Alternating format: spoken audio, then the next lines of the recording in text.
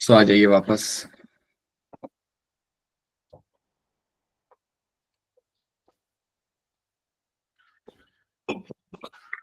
Okay, सो चलिए I am starting my screen share and आपको मेरी स्लाइड्स यहाँ पे दिख जाएंगी जस्ट 1 मिनट के अंदर।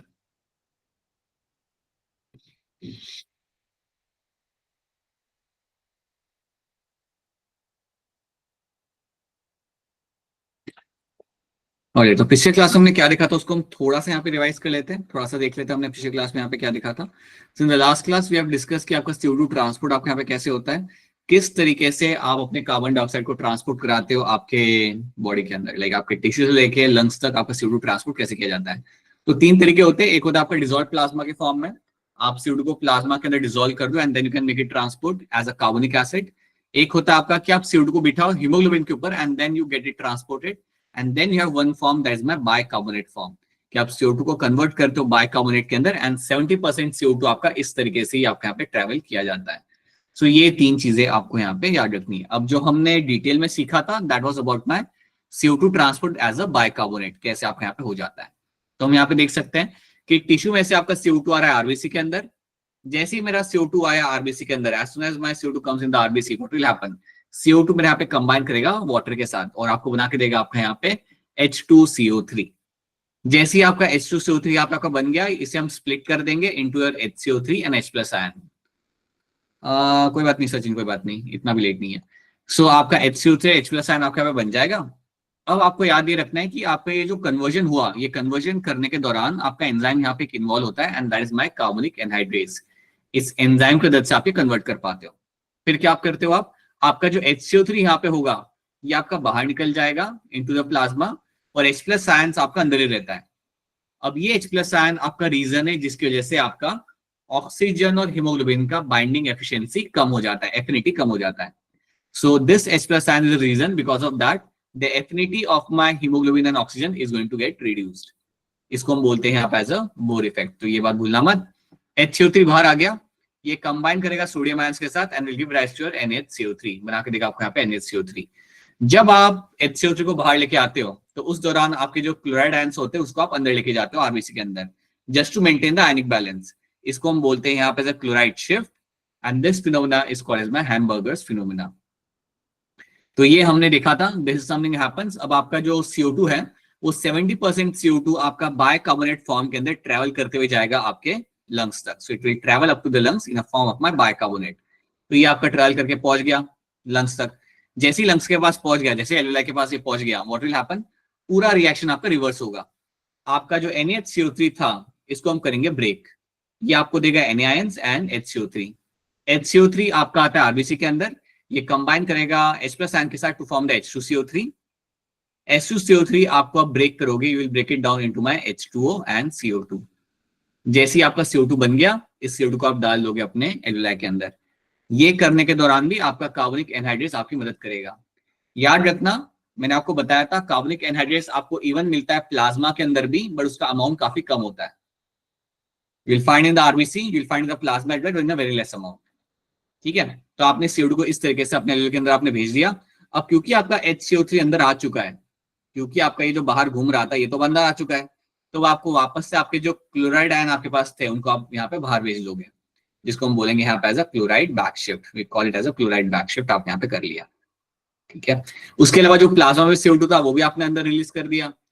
जो आपका CO2 बैठा हुआ था आपके हीमोग्लोबिन के ऊपर, कुछ CO2 हीमोग्लोबिन के ऊपर बैठ के भी आ रहा था ना, उसको भी आप एल्वेलाई के अंदर आप रिलीज कर दोगे। So this is what we have seen in the last class. ये हमने देखा था पिछले क्लास के अंदर। Binding of O2 with haemoglobin displace the CO2 molecule. जैसे O2 आके बाइंड करता है हीमोग्लोबिन के साथ, आपका CO2 आपका पे डिस्प्लेस हो जाता है। This is known as my Haldane effect. इसको हम बोलते हैं यहाँ पे एज अ हाल्डेन इफेक्ट। तो ये एक चीज आपको रखनी है यहाँ पे याद। So this is what we have done. Then you have done the regulation of breathing. याद रखना, you have a medulla oblongata जो आपका इन्वॉल्व होगा and your pons feroli. Medulla के अंदर हमने 2 ग्रुप देखे थे यहाँ पे, dorsal respiratory group and ventral respiratory group. Dorsal respiratory group आपका यहाँ पे क्या कर रहा है, ये आपका कंट्रोल कर रहा है आपके यहाँ पे इंस्पिरेशन, और ventral respiratory group is going to control my either expiration और इंस्पिरेशन। तो ये आपका मेडुला ऑब्लोंगेटा यहाँ पे कंट्रोल करेगा। उसी के साथ साथ ब्रेन का एक और हिस्सा है आपका यहाँ पे पॉन्स फेरोली, जिसके अंदर आपको एक सेंटर मिलता है जिसका नाम है आपका यहाँ पे न्यूमोटैक्सिक सेंटर, और ये न्यूमोटैक्सिक सेंटर आपका कंट्रोल करता है आपके यहाँ पे इंस्पिरेशन को। This will control my inspiration, ठीक है। तो ये हमने देख लिया था। And then we have seen हमारा केमिकल रेगुलेशन हम कैसे करते हैं। आपके बॉडी के अंदर अगर आपने डीप सी डाइविंग की या आपने एक्सरसाइज की बहुत ज्यादा, तो CO2 और H+ आयन का लेवल बढ़ेगा, और इस लेवल को डिटेक्ट कौन करता है, कुछ कीमो रिसेप्टर्स। ये कीमो रिसेप्टर्स आपको मिलते हैं आपके ओटिक आर्च के अंदर और कैरोटिड आर्टरीज के अंदर। ये रिसेप्टर अपने को डिटेक्ट करेंगे H+ और CO2 का level, and they will convey the signal towards the brain, and then you will start breathing rapidly. उसके बाद आप तुरंत काफी जोर से, आई वुड से, या बहुत फोर्सफुली आप ब्रीथ करना आप यहाँ पे चालू करोगे। तो ये चीज हमने देखी थी। तो क्या हमने जो लास्ट क्लास में सीखा था आप सबको समझ आ रहा है? The thing we have seen the last class, I hope those things are very clear to you. CO2 transport and Yes, sir. ठीक है, ऑलराइट, चलिए फिर। So this something we have seen. Then हमने ये भी देख लिया था कि अगर आप जाते हो माउंट एवरेस्ट चढ़ने के लिए तो आपको क्या चीजों का ध्यान रखना पड़ सकता है, how you have to get yourself acclimatised to the environment. तो यहाँ पे हम देख रहे थे हमारे यहाँ पे एल्टीट्यूड फिटनेस, जहाँ पे आप समझते हो कि कैसे आप जब ऊपर चढ़ते हो, आप हायर एलिवेशन पे आप जाते हो, then you will find you will have a issue of your breathlessness, nausea, loss of appetite, disorientation, insomnia, fatigue and headache. ये सारे आपके सिम्टम्स होते हैं आपके यहाँ पे एल्टीट्यूड सिकनेस के। अगर सिम्टम दिखता है then you should be very cautious, and आपको डिसेंड करना वहां पे चालू करना चाहिए। आपको तुरंत वहां से नीचे उतरना चालू करना चाहिए, because it can become fatal, right. So this happens because of a thin oxygen in the atmosphere, and because of that you can have this altitude sickness आपके यहाँ पे। तो ये हमने देखा था। उसके बाद हमने ये भी देखा था कि अगर आप वहाँ पे ज्यादा टाइम स्पेंड करते हो, अगर आप एक हायर एलिवेशन पे जाके रहना चालू करते हो, देन आपकी बॉडी अडेप्ट कर लेती है। और बॉडी का अडेप्ट करने का मतलब क्या है, आपकी बॉडी के अंदर होंगे मोर नंबर ऑफ RBC, और ये मोर नंबर ऑफ RBC आने का जो सोर्स है, it is a bone marrow से आएंगे ये, एंड इनको लाने के लिए आपका इरिथ्रोपोइटिन आपके यहाँ पे मदद करेगा, EPO जिसे हम शॉर्ट में कहते हैं। ये हार्मोन की मदद से आपका RBC का काउंट आपके यहाँ पे इंक्रीज किया जाएगा। तो ये चीज आपको यहाँ पे रखनी है याद। Now let's talk about some of the disorders like asthma, emphysema, इन सबको हम यहाँ पे थोड़ा सा डिस्कस कर लेते हैं। So let's start with the one of the disorder which you are all familiar with, that is your asthma. So let's start with the story of your asthma.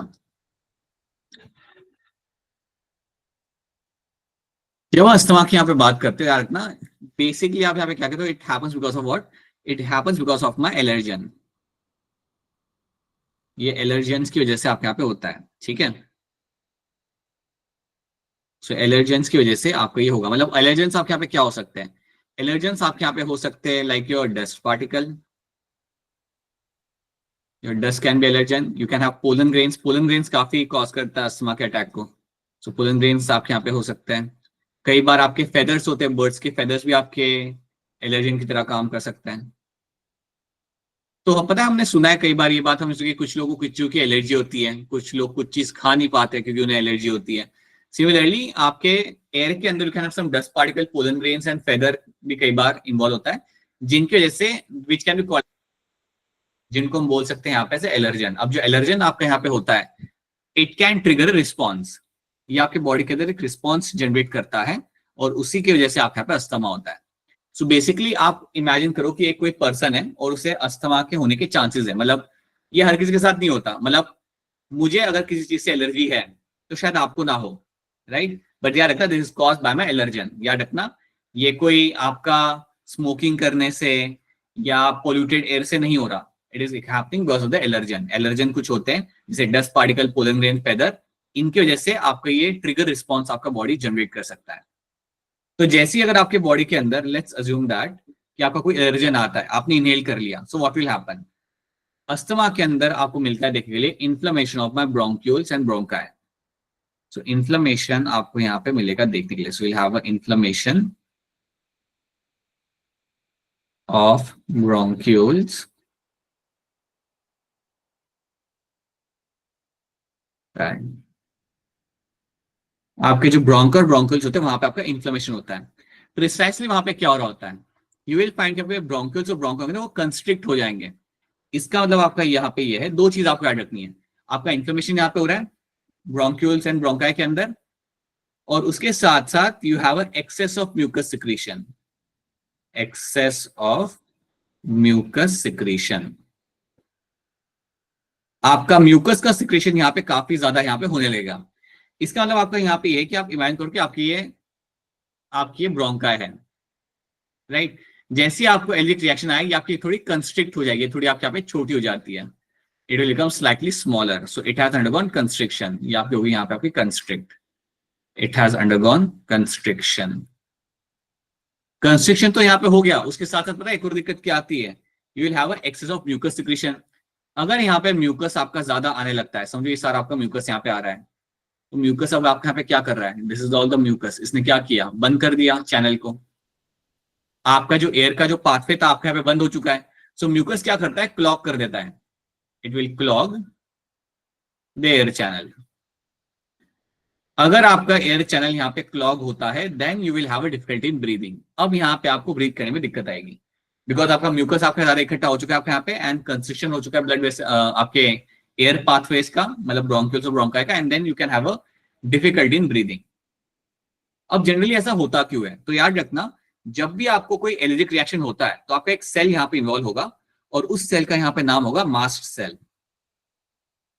Mast cell यहाँ पे involve होते हैं। Generally याद रखना, आपका कोई भी general allergic reaction हो तो आपके मास्ट सेल वहां पे इन्वॉल्व होते हैं। मास्ट सेल इन्वॉल्व होना काफी it's a normal thing. Even मैं आपको एग्जांपल देता हूं, आपका अगर आपको मधुमक्खी काटे, अगर आपको मधुमक्खी आके अगर आपको काट लेती है, उस एरिया में पूरा रेडनिंग हो जाता है, the complete area becomes red suddenly. तो जो रेडनिंग जो आपका हो रहा होता है ना, दैट हैपेंस बिकॉज कुछ चीजें रिलीज की जा रही है बाय मास्ट सेल। आपके मास्ट सेल होते हैं, and this mast cell are known to release something called as my histamine. और ये जो हिस्टामाइन होता है, यही आपका इन्फ्लेमेशन कॉज करता है, this is the one which will cause the inflammation.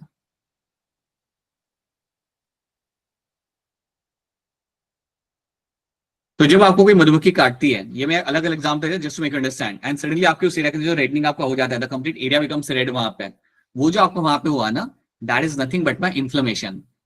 आपका इन्फ्लेमेशन होने के लिए या करने के लिए आपका जो यहाँ पे प्रोटीन यहाँ पे इन्वॉल्व होगा, उसको हम बोलते हैं यहाँ पे एज हिस्टामाइन। सो हिस्टामाइन आके आपका इन्फ्लेमेशन कराता है। या अगर आपको कोई भी टाइप का एलर्जिक रिएक्शन आता है, आपने कभी देखा होगा कुछ लोगों को एलर्जी होती है तो उनकी पूरी बॉडी रेड हो जाती है, like the complete body turns red in colour, या complete arm turns red in colour, ऐसा कुछ होता है ना। और जब वो डॉक्टर के पास जाते हैं तो डॉक्टर उन्हें पता है क्या देगा, डॉक्टर उन्हें देगा shot of a anti histamine, क्योंकि हिस्टामाइन जब बॉडी के अंदर बढ़ता है तो आपको इन्फ्लेमेशन होते हुए मिल जाता है, और सेम चीज आपकी यहाँ पे हो रही है। आपका हिस्टामाइन यहाँ पे आएगा, and because of the histamine I will find that will lead to a inflammation in the bronchioles and the bronchi. याद रखना, जैसे इन्फ्लेमेशन आपके यहाँ पे हुआ, आपके ब्रोंकाई थोड़े से यहाँ पे सिकुड़ जाएंगे, और म्यूकस का सिक्रेशन यहाँ पे ज्यादा होगा फ्रॉम द सेल्स, आपके नियर बाय जो सेल्स होंगे म्यूकस को ज्यादा सिक्रेट करेंगे, so have excess of mucus, and जिससे आपका एयर चैनल आपके यहाँ पे क्लॉग हो जाएगा। अब जब आपने ये होते हुए देख लिया, तो जनरली आप ये जानते हो कि आपके जो अस्थमा के पेशेंट होते हैं, दे विल यूज अ नेबुलाइजर, उनके पास एक डिवाइस होता है, वो लोग इनहेल करते हैं उसे, उनको रिलीफ मिलता है। सो नेबुलाइजर जिसे हम कहते हैं, उसको हम इवन बोलते हैं as a bronchodilator. So you also have one more term for that. You call them as a bronchodilator. तो जिनको अस्थमा का अटैक आता है, आपको आपने देखा होगा, they have an inhaler with them, जिसको हम बोलते हैं as a bronchodilator.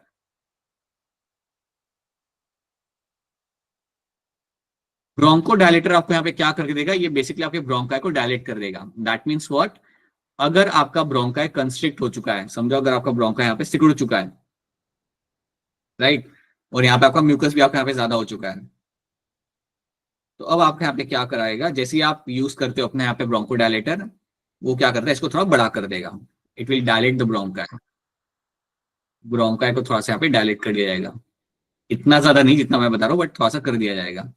जैसे ही आपके ब्रोंकाई यहाँ पे डायलेट हो जाते हैं, आपका पैसेज क्लियर हो जाता है। जैसे ही आपका पैसेज क्लियर हो जाता है, आपका एयर फ्लो आपके यहाँ पे चालू हो जाएगा, आपकी एयर ऊपर से आप इनहेल करके नीचे ला पाओगे। यहाँ पे आपकी एयर ऑब्स्ट्रक्ट हो रही थी, यहाँ पे आपकी एयर आ नहीं पा रही थी, लेकिन जैसे आपने ब्रोंकोडायलेटर अपने यहाँ पे यूज किया, now your air can reach up to the lungs यहाँ पे। ठीक है, तो ये एक चीज आपको बहुत क्लियरली याद रखनी पड़ेगी। प्लीज याद रखना हमेशा कि मास्ट सेल आपके होते हैं, वो आपके यहाँ पे हिस्टामाइन रिलीज करते हैं, एंड हिस्टामाइन जनरली कभी भी आपको कोई भी एलर्जिक रिएक्शन हो ना कहीं पे भी, ये आपके यहाँ पे इन्वॉल्व होंगे, they will release the histamine, और हिस्टामाइन ही आपका इन्फ्लेमेशन कॉज करता है। और याद रखना, इसको कंट्रोल करने के लिए डॉक्टर जो आपको देता है, उसको हम कहते हैं एज एंटी हिस्टामाइन। तो एंटीहिस्टामाइन का आपको इंजेक्शन लगाया जाएगा ताकि उसका जो रिएक्शन वहां पे हो रहा है उसको आप कंट्रोल कर सको. So this is one thing you have to know. समझो इस बात को कि अगर आप जनरली अगर आप याद समझना चाहो कि इन्फ्लेमेशन क्या हो रहा है, then you can take example कि आपको अगर कोई इंसेक्ट काटता है, वहां पे जो पूरी रेडनिंग आपकी वहां पे हो रही है, that's inflammation happening. And it's a very general response body gives. एक बात याद रखना, एलर्जी के अंदर हो क्या रहा है ना, आपकी बॉडी जो रिस्पॉन्स दे रही है वो बहुत ज्यादा दे रही है. इतना स्ट्रॉन्ग रिस्पॉन्स देना नहीं होता, उसको ही हम कहते हैं एलर्जी. एलर्जी के अंदर होता यह है कि आपकी बॉडी रिस्पॉन्स दे रही है, लेकिन बहुत स्ट्रॉन्ग रिस्पॉन्स दे रही है, बहुत ज्यादा रिस्पॉन्स दे रही है. And that is a problem for us. So that is why allergic reaction आपको हर किसी में नहीं मिलते, कुछ कुछ लोगों में आपको देखने के लिए मिल जाएंगे. तो ये बात आपको यहाँ पे याद रखनी है. अब पहले ये बताओ, क्या ये स्लाइड आपको यहाँ पे समझ आ रही है? क्या मैं जो बता रहा हूँ आप सबको यहाँ पे समझ आ रहा है? Yes, sir. Yes, sir. Yes, sir. This should be very clear to you. And it's not like in terms of this chapter and this topic, ये फ्यूचर में भी आपके सामने आएगा कि क्या होता है हिस्टामाइन आपको वहाँ पे. हाँ जी शहनाज बताइए क्या सवाल है आपका? सर जी ब्रोंकियोल्स के इनसाइड होंगे. एक बार फिर बोलना. सर जी मास्टसेल है ब्रोंकाई उसके इंटरनल साइड में है. बेटा आपकी आवाज थोड़ी कट रही है. ब्रोंक्यूल्स के अंदर आप you will have the mast cells, और मास्ट सेल आपके हिस्टामाइन रिलीज करते हैं ना. ये हिस्टामाइन क्यों रिलीज किया? बिकॉज आपके बॉडी में एलर्जन आया एंड उसकी वजह से आपका इन्फ्लेमेशन हुआ. उसकी वजह से आपका इन्फ्लेमेशन होता है आपके यहाँ पे ब्रोंक्यूल्स ब्रोंकाई के अंदर. एंड उसके साथ साथ इन्फ्लेमेशन के साथ साथ यू विल फाइंड कि आपका एक्सेस ऑफ म्यूकस आपको वहां पे सिक्रेट करके डाला जाएगा. This is what you find happening in this. Shahnaz ठीक है. You can write your still you can write your question in the chat Shahnaz, क्योंकि आपकी आवाज थोड़ी कट रही है, समझ नहीं आ रही इसलिए. पल्ली बताइए क्या सवाल है आपका? सर एक बार फिर से बता दीजिए, यहाँ पे नेटवर्क इशू था. तो मैं आपको ये कह रहा हूँ कि आपका जब अस्थमा के अंदर आपका होता क्या है कि अगर आपकी बॉडी के अंदर कोई एलर्जन आ गया, समझो डस्ट पार्टिकल आ गए, पोलन ग्रेन आ गए आपके एयर पाथवे के अंदर, तो आपका क्या होगा? जनरली बॉडी जिनमें आपका क्या होता है? इन्फ्लेमेशन होता है. Inflammation of my bronchioles and bronchi. उसके साथ साथ आपके एयर पाथवे के अंदर आपका एक्सेस ऑफ म्यूकस आपके यहाँ पे सिक्रेट किया जाता है. अगर आपके ब्रोंक्यूल्स के अंदर अगर ज्यादा म्यूकस आया तो यहाँ पे जगह रोक देगा ना, सारा यहाँ पे इकट्ठा हो जाएगा बीच में. एक्सेस म्यूकस अगर बीच में आ गया, देन व्हाट विल हैपन? आपका एयर नीचे तक पहुंच नहीं पाएगा. सो यहाँ पे क्या हुआ? म्यूकस ने आपका ब्लॉक कर दिया एयर चैनल को. और ये सब क्यों हो रहा है? It is all happening because mast cell आपके यहाँ पे हिस्टामाइन को रिलीज कर रहे हैं. बिकॉज ऑफ दैट आपका यहाँ पे इन्फ्लेमेशन आपके यहाँ पे होता है. ठीक है. Histamine both are inflammation. Histamine is responsible for inflammation. Histamine is the one is responsible for my inflammation. Mucus एक तो आउटकम है. इन्फ्लेमेशन के दौरान जो आपका एक इवेंट जो हो रहा है, that's a mucus secretion excess में. ठीक है. तो म्यूकस तो आपका आ रहा है because of inflammation, right? So that's what happened in this. Bronchioles में मास्ट सेल होते हैं. हाँ जी बेटा, आपको मास्ट सेल मिलेंगे आपको वहां पे आपके. Yes, bronchioles will have the mast cell. There number of kind of cell you will find over there. So mast cell are also in the bronchi as well. ठीक है. So this is what you have to know in this. और ये चीज आपको यहाँ पे होते मिलती है, और आप इसका ट्रीटमेंट कराते हो यूजिंग माय ब्रोंको डायलेटर की वजह से. आप इसको यहाँ पे डायलेट कर सकते हो. यही आप यूज करते हैं यहाँ पे. Let's have a look at this. Asthma में आपको यहाँ पे क्या मिलेगा देखते हैं. Involves allergen, stimulate the release of histamine from the mast cell, contraction of the bronchular smooth muscle, so bronchioles आपके यहाँ पे constrict हो जाता है. Excess of mucus can clog the bronchioles and the bronchi, and आप treatment के लिए इस्तेमाल करते हो अपने यहाँ पे ब्रोंकोडायलेटर. तो इनको मैं यूज करूंगा यहाँ पे एज अ ट्रीटमेंट के लिए. This is what I B using for my treatment. अगर मुझे ट्रीटमेंट करानी है, देन इनका इस्तेमाल करके मैंने अपनी ट्रीटमेंट करानी है. Basically that's what they will use, that's what the people over there are going to use. ठीक है. तो ये हो गया हमारे यहाँ पे asthma. Now let's have a look at the next disorder, that is the emphysema. अगला डिसऑर्डर जो हम यहाँ पे देखेंगे, that is your emphysema.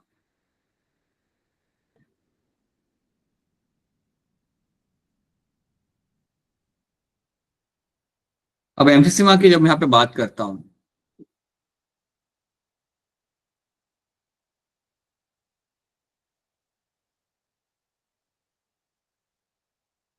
Emphysema की जब मैं बात करता हूं, आपको यहाँ पे याद कर रखना है पहली चीज, ये हो क्यों रहा है.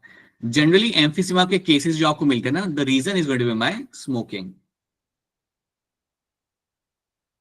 Smoking is a major reason. Population में जितने भी आपको मिलते हैं केसेस एम्फिसेमा के, smoking happens to be the major reason for the emphysema. इसके साथ साथ यू विल फाइंड स्मोकिंग के साथ साथ you can also have a reason can be by pollutants. pollutants are also can be one of the reason for my emphysema. So emphysema के लिए दो reason आपके यहाँ पे आ सकते हैं, pollutants आपके यहाँ पे आ सकते हैं, and smoking आपके यहाँ पे एक रीजन आपके यहाँ पे आ सकता है. These are the two reasons because of that emphysema can happen, right? अब emphysema में बेसिकली होता क्या है? So याद रखना, आपकी alveolar wall की elasticity has been lost, so alveoli will get affected. पहली बात, यहाँ पे आपके affect क्या हो रहे हैं? Alveoli and bronchioles. Basically, alveoli and bronchioles are getting affected over there. Alveoli and bronchioles are affected. अब दो बातें बहुत क्लियरली याद रखना. एल्वियोलाई की जो इलास्टिसिटी होती है यहाँ पे, the elasticity of the alveoli is lost. आपके एल्वियोलाई की जो एक इलास्टिसिटी वहां पे जो मिलती है ना आपको देखने के लिए, वो वहां पे खत्म हो जाती है. So elasticity of the alveoli is lost.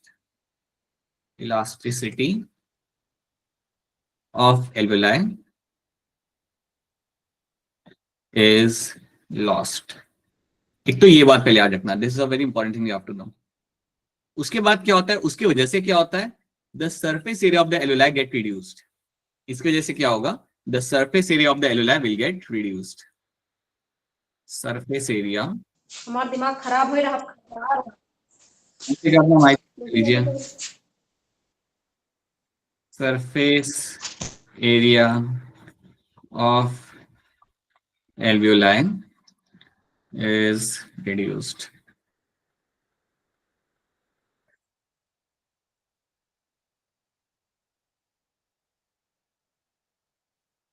ये दो चीजें आपको यहाँ पे होते मिल जाती है कि आपका सरफेस एल्वियोलाई यहाँ पे काफी कम हो जाता है और इलास्टिसिटी जो आपके एल्वियोलाई यहाँ पे होती है वो आपके यहाँ पे काफी कम हो जाती है. So these are the two things I will be finding over there. So basically मेरे alveoli are getting damaged. Alveoli मेरे यहाँ पे डैमेज हो रहे हैं, ब्रोंकोस मेरे यहाँ पे डैमेज हो रहे हैं. एल्वियोलाई के अंदर आपको बहुत स्पेसिफिकली याद रखना है कि ये चीजें आपके यहाँ पे हो रही है. अब जब मेरा एल्वियोलाई यहाँ पे डैमेज हो गया, उसको आप ठीक नहीं कर सकते. याद रखना, अगर आपके बॉडी में 300 मिलियन एल्वियोलाई है, उसमें से अगर आपके 50,000 एल्वियोलाई अगर आपके खराब हो गए बिकॉज ऑफ स्मोकिंग, आप उन्हें ठीक नहीं कर सकते. So it is not reversible. So याद रखना, condition is not reversible. Condition is not reversible.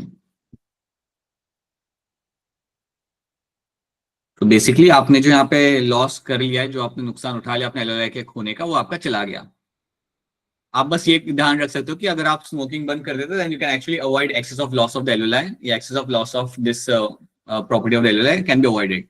बाकी जो गया वो गया, ये बात याद रखना. These are the two major things you find happening in this. ये दो मेजर चीज आपके यहाँ पे जो आपको होते हुए यहाँ पे आपको मिल जाती है. And these are the only two things you have to no.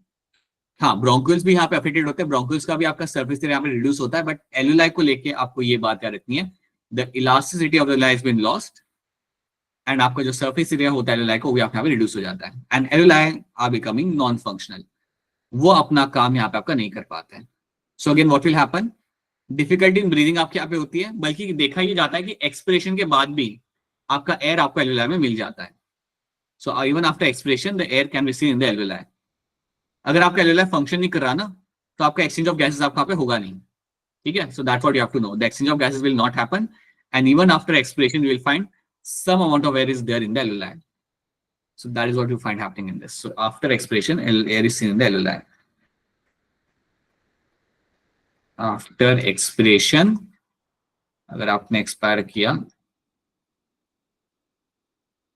air is seen in alveoli.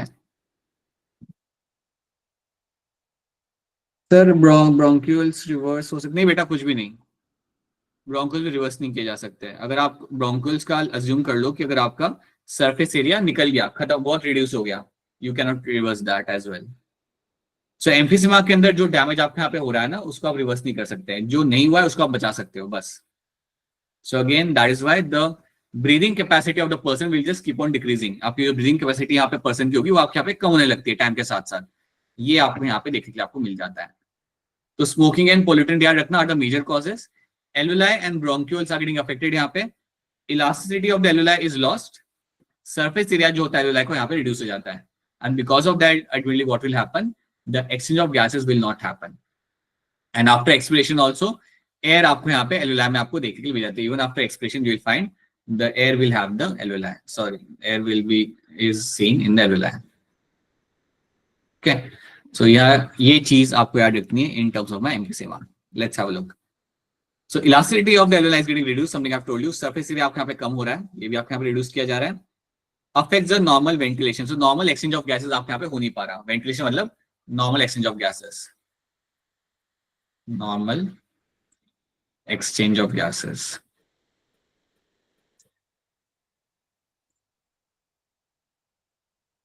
यहाँ पे आपका हो नहीं पा रहा. ठीक है. Alveolar sac remains filled with the air even after expiration. आपके sac में अभी भी आपको मिलेगा air even after expiration. Excessive smoking and air pollutants are the reason. ये आपके reasons हैं जिसके वजह से आपको ये कंडीशन होते हुए मिल जाती है. Because of that you will have this kind of issue. So ये आपको यहाँ पे याद रखना है. तो आपके सामने सवाल आ सकता है इस तरीके से कि वो कौन सी मेरी डिसऑर्डर थी जिसके अंदर आपका once the alveoli has lost the elasticity it is not getting reversed. Then याद रखना आपका आंसर यहाँ पे आएगा एम्फीसेमा. इसमें एक बार alveoli आपका खत्म हो गया देन आप उसे रिवर्स नहीं कर सकते. बेसिकली ये लंग्स के कोई भी पार्ट के साथ होता है. अगर लंग्स के कोई भी पार्ट के अगर आपका डैमेज हो जाता है ना देन उसको आप रिवर्स नहीं कर पाते हैं. That is the thing with the lungs over there. ठीक है. तो क्या ये बात समझ आ रही है आपको यहाँ पे what is happening with the emphysema? Is it clear to all of you? Yes, sir. Yes, याद रखना sir. Key points like your smoking pollutant से ये हो रहा है यहाँ पे. So they will ask you something like this की कंडीशन आपके सामने बीमारी का पूरा स्टोरी लिखा होगा and then they will ask you कि इसके होने का रीजन क्या होता है. So you should know smoking is a major cause and then sometime ज्यादा पोल्यूटेंट हो तभी वो आपके यहाँ पे हो सकता है. ठीक है. So that is one thing you will get to see. चलो नेक्स्ट चीज. So that is my emphysema यहाँ पे. Now the next disorder we're going to start with is going to be your occupational disorder. हम यहाँ पे देख लेते हैं. So you have your occupational disorder.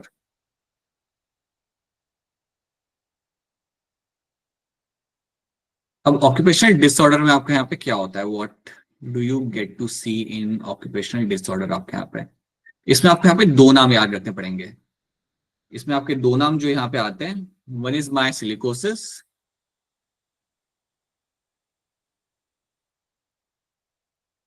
दूसरा आपका यहाँ पे आएगा एस्बेस्टोसिस.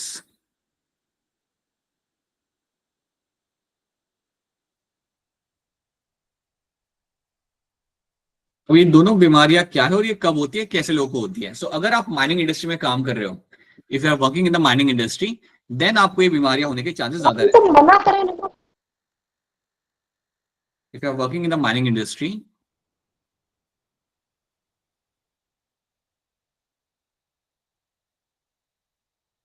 तो ये आपको बीमारी होने के चांसेस ज्यादा रहते हैं, काफी ज्यादा रहते हैं. ऐसा क्यों होता है? Now let me tell something. जब कोई माइनिंग के लिए जाता है तो माइनिंग के अंदर जनरली आपको स्टोन्स को ग्राइंड करना पड़ता है, ब्रेक करना पड़ता है. स्टोन का ब्रेकिंग काफी कॉमनली आपको वहां पे होता है, तभी आप माइनिंग करोगे ना वहां पे. सो माइनिंग करने के दौरान क्या होता है, that whatever the dust particles are there, those dust particle can be inhaled by the person. जो वहां पे काम कर रहे होते हैं वो डस्ट पार्टिकल वो लोग इनहेल कर लेते हैं, और इनहेल करने के बाद then you will have the concern over there. उसके बाद आपके वहां पे प्रॉब्लम चालू होती है. तो जनरली होता क्या है कि जैसे हम यहाँ पे बात करते हैं एस्बेस्टोसिस के बारे में, तो एक पत्थर होता है जिसका नाम होता है एस्बेस्टोस. एक स्टोन होता है जिसका नाम होता है आपके यहाँ पे asbestos. It is a one kind of rock. अगर आप ड्रिलिंग कर रहे हो अपनी रॉक्स के साथ, तो उसके डस्ट पार्टिकल, फाइन पार्टिकल्स आपको निकल सकते हैं. And now this fine particle if they are inhaled then they can cause a concern. इसके फाइन पार्टिकल अगर किसी ने इनहेल कर लिया, if the fine particle are being inhaled. बताइए सोनाक्षी, बोलिए. सर जब हम ऑक्सीजन रिलीज करते हैं तो उसमें CO2 भी होती है.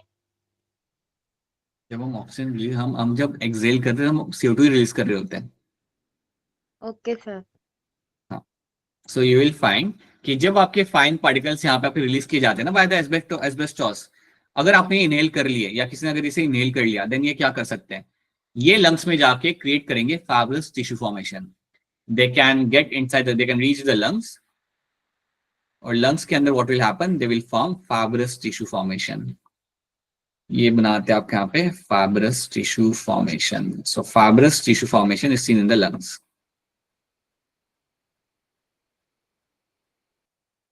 अब ये फाइब्रस टिश्यू जो आपके लंग्स के अंदर आपको बनते हुए मिलेगा, ये आपके लंग्स की कैपेसिटी को कम कर देगा. अगर आपकी लंग्स की कैपेसिटी यहाँ पे कम हो रही है, देन ओवरऑल आपकी हेल्थ आपके यहाँ पे अफेक्ट होती है। तो ये चीज आपको याद रखनी है। So this is a concern over here. आपसे पूछा जाएगा कि कौन सी बीमारी होती है जिसके अंदर आपका फाइब्रोस टिश्यू फॉर्मेशन आपको मिलेगा। सो ऑक्यूपेशनल डिजीज के अंदर आपको ये होते हुए मिल जाता है। सिलिकोसिस आप ले लो, एस्बेस्टोसिस ले लो। सिलिकोसिस के अंदर आपका सिलिका होता है, इसके अंदर आपका होता है आपका सिलिका। अगर आपका जा रहा है ना आपके रेस्पिरेटरी पैसेज के अंदर, देन आपका कंडीशन आपके यहाँ पे बिगड़ सकती है ना। Understand this thing. अगर कोई वहां पे काम कर रहा है ना, तो इसके सिम्टम्स एकदम से नहीं दिखते हैं। इसके सिम्टम्स आपको दिखेंगे काफी सालों के बाद। Sometime after 10 years you get to realise the symptoms कि आप काफी डैमेज कर चुके हो। तब तक आपको सिम्टम पता नहीं चलेंगे। तो आपका फाइब्रस टिश्यू लंग्स के अंदर बनता रहेगा, बढ़ता रहेगा वो, और आपको सिम्टम्स दिखने भी नहीं वाले काफी सालों तक।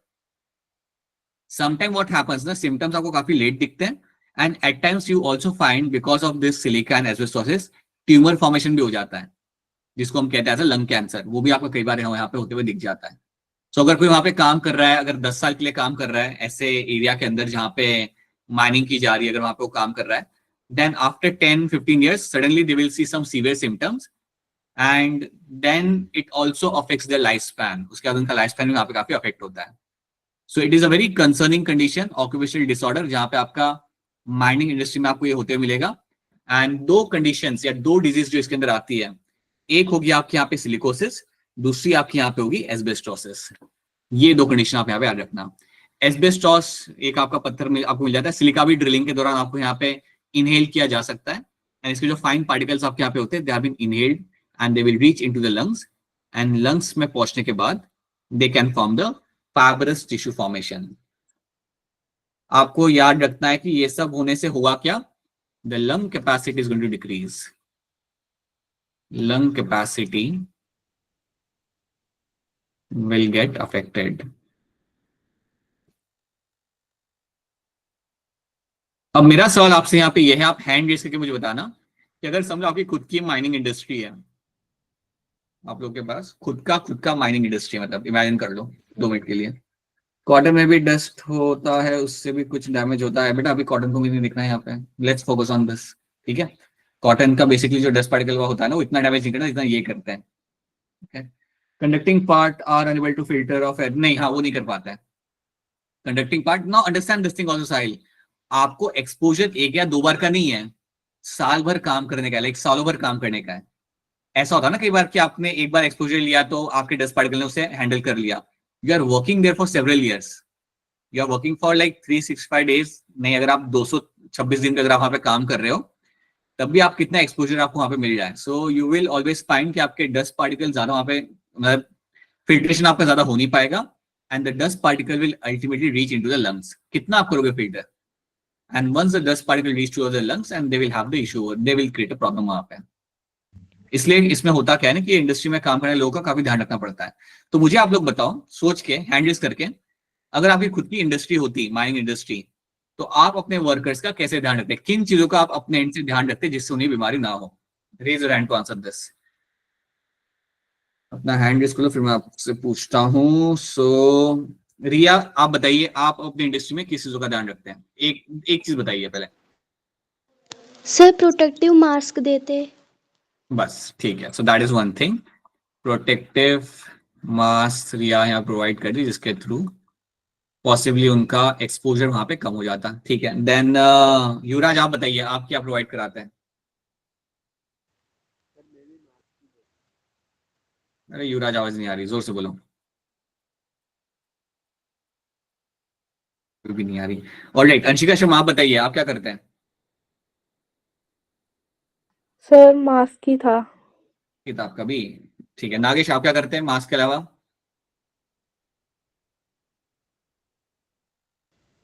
सोचो थोड़ा, it is a very open ended question, इसमें बहुत सारे आंसर आ सकते हैं, कुछ भी आ सकता है। So it's not like a precise one answer.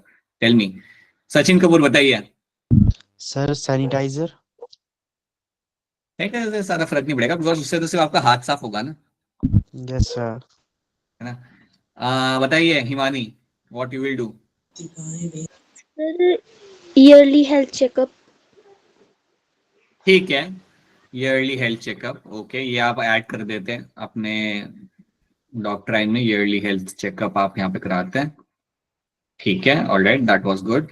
बताइए अप्सरा, सर मेरा भी चेकअप का ही था। आप पीछे कभी कराओगे? पल्लवी बताइए, सर मास्क और ग्लव्स। ग्लव से क्या होगा? मास्क तो सेंस करता है, ग्लव से ज्यादा फायदा नहीं होगा, हाथों से जुड़ जा रहा है वो अपना ये 10 पार्टिकल, बट ठीक है, you can use glove but it won't have a productive function. बताइए कोई ये इरम बताइए क्या करे हो आप? Sir yearly health checkup. और कुछ anyone has any other like innovative तरीका इन लोगों को बचाने के लिए कुछ और? बताइए आकृति। Oxygen cylinder. नहीं नहीं नहीं, बहुत महंगा होगा। एंड इमेजिन ना ऑक्सीजन सिलेंडर पे वो क्या ही काम करेंगे फिर? If you are wearing oxygen cylinder then they won't be able to work वहां पे, and it is not something which is also feasible भी नहीं होगा ये। हाँ, और कुछ? बस इतना ही? ओके, सो या that is something you can say protective mask आप यहाँ पे इस्तेमाल कर सकते हो, ईयरली हेल्थ चेकअप आप यहाँ करा सकते हो। Can also do one thing in this कि आप इस चीज का ध्यान रख सकते हो, they are not working for a long duration of time वहां पे, right? The exposure can be reduced, right? So for example you are allowing to work for 3 months, 3 months के साइकिल में आप उन्हें वहां पे काम करो। दैट मीन्स फॉर कि 3 months के लिए आपने उन्हें माइन के पास काम करा and then they have been shifted, then they can be shifted to some other role. They can be shifted to other role. मतलब पूरे टाइम उन्हें माइनिंग में काम नहीं कराना आपको यहाँ पे कि 6 महीने आपने 3 महीने वहां पे आपने उन्हें काम कराया, देन आपने उनका रोल चेंज कर दिया, ताकि वो उन्हें इतना लंबा एक्सपोजर उन्हें वहां पे ना मिले। एक वो चीज, you have to keep them aware about the condition, so they you have to tell them, keeping them awareness about the potential risk, awareness about potential risk। तो आपको उन्हें बताना रहेगा वहां पे कि आपका क्या पोटेंशियल रिस्क यहाँ पे हो सकता है। अगर आप उन्हें बताओगे ना काफी क्लियर तरीके से, वो खुद का ध्यान खुद रखेंगे। दे विल इंश्योर दैट कि लोग वहां पे मास्क पहने, ज्यादा लंबे टाइम के लिए वहां पे लाइक काम ना करें, बहुत ज्यादा एक्सपोज ना करें अपने आपको ऐसी कंडीशन के अंदर। तो ये चीजों का आप यहाँ पे ध्यान रख सकते हो। अवेयरनेस क्रिएट करो मंथली उनका, या I would say like 3 month या 6 month के बाद उनका शिफ्ट चेंज कर देना चाहिए, so they are not exposed to those kind of pathogens, to those kind of dust particles for a long period of time। Yearly health checkup करा लो या 6 monthly आप हेल्थ चेकअप करा लो, ताकि अगर कोई कंडीशन आपको दिख रही है पोटेंशियली, देन आप मेजर ले सको वहां पे, and you can use a protective mask. So yes, these are the things you can do and ensure that कि वर्कर्स की हेल्थ यहाँ पे कॉम्प्रोमाइज ना हो। तो ये चीज आप यहाँ पे याद रख सकते हो। So yes, that is what you have to know in my occupational disorder. याद रखना, fibrous tissue formation यहाँ पे हो रहा है, the fibrous tissue formation is happening in this, and because of that the lungs working capacity will get affected। and कई बार यहाँ पे कैंसर होते हुए हमने देखा है that you will find after exposure to such dust particle for a very long period of time, tumor formation भी आपको यहाँ पे होते मिल जाता है। so sometimes tumor formation is also seen, sometimes tumor formation is also seen।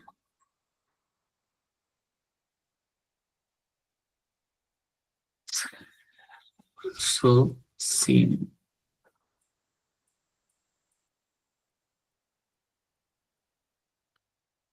तो ये आपको यहाँ पे याद रखना है, ठीक है? चलो, so silicosis, asbestosis are the two conditions you will find। chronic exposure to silica और asbestos dust, chronic मतलब लंबे टाइम के लिए, chronic मतलब लंबे टाइम के लिए अगर आपको एक्सपोजर हो, देन आपको ये कंडीशन होते हुए दिख सकती है। Formation of fibrous connective tissue in the upper part of the lungs, lungs के अपर पार्ट के अंदर आपको ये बनते हुए मिल सकता है। And symptoms are seen after chronic exposure of 10 to 15 years, मतलब इतने लंबे टाइम के बाद आपको सिम्टम्स मिलेंगे, और जो डैमेज हो चुका है उसे आप क्योर नहीं कर सकते। एक बार आपको यहाँ पे फाइब्रस टिश्यू फॉर्मेशन बन गया एक सर्टेन अमाउंट में, उसको आप रिप्लेस नहीं कर सकते, उसको आप ठीक नहीं कर सकते। So again this is my incurable. So that is why a very strong measure should be taken, ताकि आप उनको मेक श्योर कर सको कि उनको वहां पे ज्यादा डैमेज ना हो। तो ये एक बात आपको यहाँ पे याद रखनी है। सो इसमें 2 चीज याद रखना। पहली चीज की बीमारियों का नाम क्या है, सिलिकोसिस एंड एस्बेस्टोसिस, ये क्यों हो रहा है, that's clear to you. And one important thing, fibrous connective tissue बनते हुए आपको यहाँ पे मिलेगा, ये आपको लंग में बनते हुए आपको मिलता है। एंड ऑल्सो रिमेंबर कि इसके सिम्टम्स आपको तुरंत नहीं मिलते हैं, you can see the symptoms after a long period of time। So that is what you find happening in this। And ये आपका क्यूरेबल आपके यहाँ पे नहीं होता। Occupational disorder, right. Now the next one is going to be your bronchitis. Bronchitis आपका बड़ा यहाँ पे सिंपल है। So when we talk about your bronchitis,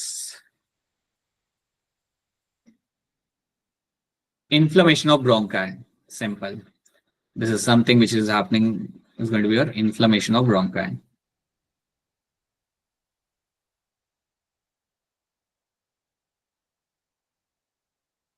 अब bronchi का inflammation आपके यहाँ पे generally क्यों हो रहा होता है? What we have seen, it is generally happening because of the pollutants. कि जैसे आपका ये हो रहा होता है, it can be caused by the pollutants. उसके बाद पैथोजेंस भी ये कॉज कर सकते हैं। Sometime can find some pathogens can also cause this, मतलब कोई बैक्टीरिया या कोई वायरस भी आपको ब्रोंकाइटिस आपका कॉज कर सकता है। So you can have some pathogens which can also cause this. उसके साथ साथ देखा गया कि स्मोकिंग भी आपको कई बार ये कॉज करता है। Smoking can be one of the reason as well, but generally what we have seen that major causes for my bronchitis are my pollutants, then pathogens, and then you also find smoking is also can be one of the reason जिसके साथ आपका bronchitis आपके यहाँ पे हो सकता है, जहां पे will find there is going to be inflammation of the bronchi. तो यहाँ पे बहुत ज्यादा कॉम्प्लेक्स नहीं है। यहाँ पे आपका ब्रोंक्यूल्स और ब्रोंकाई के अंदर आपको इन्फ्लेमेशन आपको होते हुए आपको मिलेगा आपको यहाँ पे, and because of that you have a difficulty in breathing. इसकी वजह से you can have a difficulty in breathing, this can lead to a difficulty in breathing. अब इसका ट्रीटमेंट डिपेंड करता है कि आपका रीजन क्या है ब्रोंकाइटिस होने का। अगर कोई बैक्टीरिया आ गया या कोई पैथोजन आ गया उससे अगर हो रहा है, then you take some medications वहां पे, एंड देन उससे आपका ट्रीटमेंट हो जाता है। So you can get surgery cure, right. Pollutants है तो you will have different kind of treatment आपको वहां पे दी जाएगी। सो डिफिकल्टी इन ब्रीदिंग जो आपको यहाँ पे होता हुआ मिलेगा, इसका ट्रीटमेंट आपका अलग हो जाता है यहाँ पे, like it will very from कि आपका कॉज क्या है ब्रोंकाइटिस होने का। बट ब्रोंकाइटिस में आपको याद रखना है that's inflammation of bronchi, something you will find happening in this, that's the only thing you find happening इसमें। So inflammation of bronchi, overgrown of the mucus forming cells. So basically यहाँ पे भी आपके mucus आपका excess में आपके यहाँ पे आएगा। Lining of bronchi will swell and produces excess of mucus. तो आपकी bronchi की जो lining आपके पे swell हो जाएगी। So आपकी समझिए bronchi है, bronchi आपके यहाँ पे swell हो रहा है। अब इससे क्या होगा, you will find कि आपका mucus भी आपके यहाँ पे ज्यादा बनेगा। So bronchi की lining यहाँ पे swell हो गई, and you will find the excess of mucus getting formed over here, right? जब इंसान खांस रहा होता है, regular coughing is seen and green sputum निकल के बाहर आता है। So when they start coughing, you will find the green sputum will start coming out of their mouth. That's what you will find in them, right? Pollutants हो सकते हैं, smoking हो सकता है, infection can also be a reason. Infection मतलब कोई bacteria, fungal infection भी आपको ये कॉज कर सकता है। So, जब आपकी ये चीज यहाँ पे हो रही है, then again as a doctor you can give them the antibiotics. अगर आपको लग रहा है कि कोई मेरा बैक्टीरिया ये कॉज कर रहा है, then you can use the antibiotics. अगर आपको लग रहा है कि आपका ये हो रहा है because of some kind of pollutants, then आप जनरली अपना ब्रोंकोडायलेटर्स अपने यहाँ पे इस्तेमाल कर रहे थे, जिसकी वजह से आपका ब्रोंका का खासा बड़ा कर लोगे, ताकि आपका एयर पैसेज आपके यहाँ पे ओपन होगा करा जा सके, राइट। तो काफी सिमिलैरिटीज है यहाँ पे, अगर आप देखोगे तो काफी सिमिलैरिटीज इसके अंदर और अस्थमा के अंदर है। But asthma is happening because of the allergen. Asthma is something happening because of the allergen, और वो हर किसी को नहीं होता, कुछ लोगों को ही होता है। Bronchitis is something which can happen to anyone, right? Pollutants हो गए, infection हो गया किसी पैथोजन का, smoking अगर ज्यादा हो रहा है, then you can find this inflammation of bronchi can be seen happening over there. Alveoli यहाँ पे अफेक्ट नहीं हो रहा, सिर्फ bronchi आपके यहाँ पे अफेक्ट हो रहा है, ठीक है। ज्यादा म्यूकस बनेगा, again same thing, mucus formation, and आपका स्वेलिंग आपको मिल सकता है, ये याद रख लेना, your bronchi will get swelled. And Shahnaz बताइए क्या सवाल है आपका यहाँ पे, बोलिए। Sir, goblet cells. Goblet cells are the cells we are going to release the mucus. So goblet cells आपके जो वहां पे होते हैं आपके इन योर ब्रोंकाई के अंदर, near by the bronchi and the bronchioles, these are the cells जिनका काम होता है म्यूकस को सिक्रेट करना। So they are the one जो आपका म्यूकस सिक्रेट करते हैं। They will have a role of mucus secretion. That's what they do. Okay. So reasons multiple यहाँ पे हो सकते हैं, air pollutant, smoking और infection of any kind of pathogen can cause this condition. अगर आपके बॉडी में, अगर आपको लगता है कि आपका एक पेशेंट है जिसके अंदर ब्रोंकाइटिस हुआ है because of some bacteria, then आपको वहां पे फिर एंटीबायोटिक्स यूज करनी पड़ेगी, क्योंकि आपको उस पैथोजन को मारना है। सो इसलिए आपका ट्रीटमेंट यहाँ पे वेरी करता है, treatment will very from the कि कौन सा रीजन है आपके यहाँ पे ब्रोंकाइटिस होने का. सो this is the story of my bronchitis. तो अभी तक हमने 4 कंडीशन यहाँ पे देखी है. Bronchitis, we have seen your occupational disorder, then we have seen emphysema and your asthma. तो ये 4 कंडीशंस बहुत क्लियरली थॉरली याद रखना कि इसमें क्या हो रहा है. बिकॉज सवाल जब आएंगे ना सर, क्वेश्चन आपके सामने जब फ्रेम किया जाएगा, क्वेश्चन को देख के आपको तुरंत पता लगना चाहिए कि यार ये इसकी बात की जा रही है. They are talking about the asthma, they are talking about my particular emphysema. So I hope इतनी बातें आप सबको यहाँ पे काफी हद तक क्लियर है. So we can move on to your next disorder. I hope this is something which is clear to all of you. Yes, Right? sir. Yes, sir. Now let's Yes, sir. start with your pneumonia. यहाँ पे हम start करते हैं हमारा next disorder which is going to be the pneumonia. यहाँ पे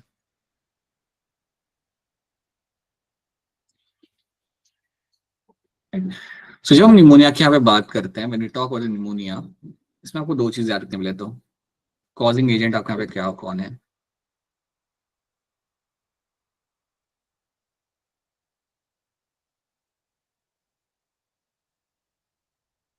पहला causing agent जो आपके यहाँ पे होगा, that is your Haemophilus influenza. That is the first causing agent of my pneumonia. दूसरा आपके यहाँ पे हो सकता है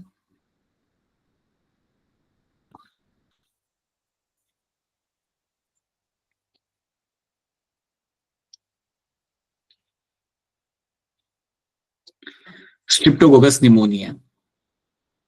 ये 2 है आपके यहाँ पे bacteria. These are the 2 bacteria. और इन बैक्टीरिया की वजह से आप अपना यहाँ पे, because of this bacteria you can find pneumonia can happen. ये दोनों में यहाँ पे बैक्टीरिया याद रखना. जब मैं कह रहा हूँ कि आपको कोई बीमारी बैक्टीरिया से की जा रही है तो इसका ट्रीटमेंट एक ही होता है आपका, antibiotics. You should no this thing very carefully कि अगर आपको मैं कह रहा हूँ कि बीमारी आपकी हो रही है because of the bacteria, then you should know that the treatment for this kind of condition is always going to be your particular antibiotics. उसकी वजह से आप अपने यहाँ पे ट्रीटमेंट करा सकते हो. That's it. अगर किसी को निमोनिया होता है देन आपको यहाँ पे क्या देखने के लिए मिलेगा? So now let's see what are the things I will be finding in the lungs. So basically यहाँ पे होता क्या है कि अगर ये बैक्टीरिया आपके बॉडी में आ गए, सो आपको जो एल्वेलाई यहाँ पे होगा, let me make alveoli. The alveoli will have 2 things. Alveoli is filled with 2 components. So you have this alveoli and इसमें आपको 2 चीजें फिल्ड मिलेगी. एक तो आपका यहाँ पे होगा fluid and second will be my dead WBC. This will accumulate in the alveoli. This will accumulate in the alveoli. आपका फ्लूइड यहाँ पे इकट्ठा हो जाएगा एल्वेलाई के अंदर, और आपका डेड WBC आपके यहाँ पे इकट्ठा हो जाएगा.